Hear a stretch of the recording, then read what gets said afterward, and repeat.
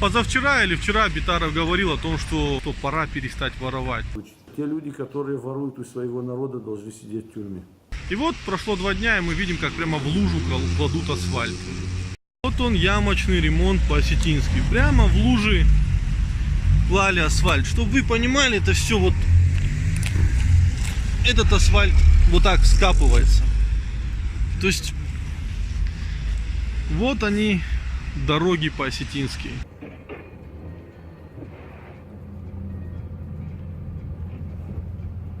Свежий асфальт, вот он, отламывается. И прямо здесь уже лужа, смотрите, это их ремонт.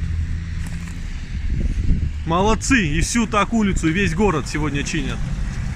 Наш там совет по противодействию коррупции создали, какой-то народный контроль, каких-то помощников главы. Алло, где вы все? Выйдите в город, посмотрите, что делают.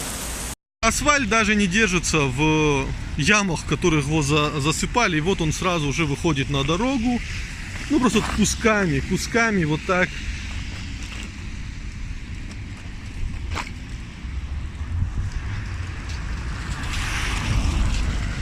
Лежит на дороге.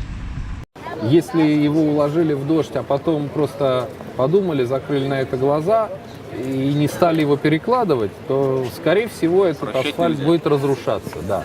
Потому что охлаждение происходит на поверхности очень сильное, внутри он все еще горячий, трещинообразование происходит внутри, и потом он начинает просто разваливаться. Понятно.